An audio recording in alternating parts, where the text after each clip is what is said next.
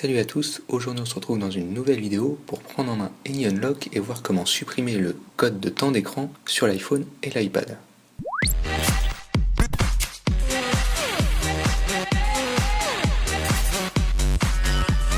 Comme dit précédemment, on se retrouve dans une nouvelle vidéo pour prendre en main AnyUnlock et plus particulièrement sa fonctionnalité qui permet de supprimer le code de temps d'écran qui peut être mis en place parfois sur iOS, sur votre iPhone ou votre iPad. AnyUnlock vous permet en quelques étapes simples de supprimer le code de temps d'écran sur les récentes versions d'iOS. En fonction de la version d'iOS installée sur votre iPhone, vous pouvez ou non conserver les données. Comme il est mentionné sur le site du constructeur, les appareils exécutant iOS 13 ou version antérieure, le contenu pourra être conservé sans perte de données. Si vous avez un iPhone plus récent avec iOS 14 ou même iOS 15, une partie des données seront conservées mais les applications tierces verront leurs données supprimées. Veillez donc à avoir une sauvegarde avant de réaliser ce type de manipulation. AnyUnlock vous permet en 3 étapes simples de supprimer le code de temps d'écran et c'est ce qu'on va voir tout de suite en testant le logiciel. A savoir que AnyUnlock est disponible à la fois sur macOS et Windows.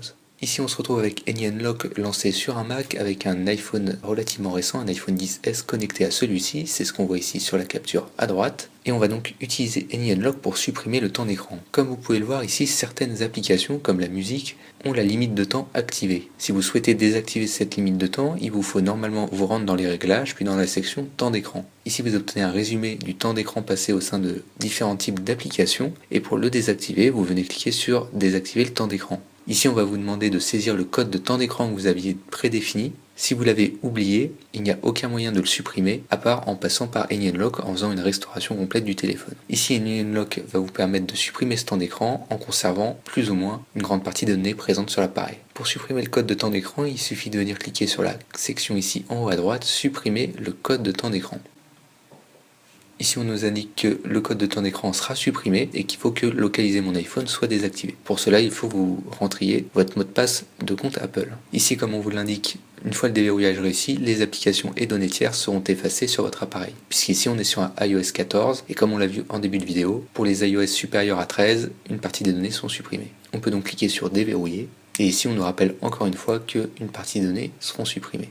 Ici on vous demande de saisir un mot de passe pour créer une sauvegarde chiffrée. AnyUnlock va donc réaliser une sauvegarde, puis supprimer le code de temps d'écran.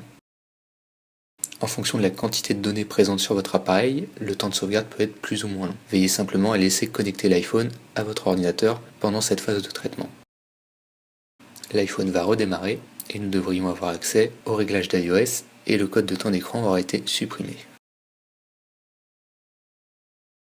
Ici l'iPhone est en train de redémarrer et nous pourrons à nouveau le configurer. On peut donc venir cliquer sur OK et configurer l'appareil.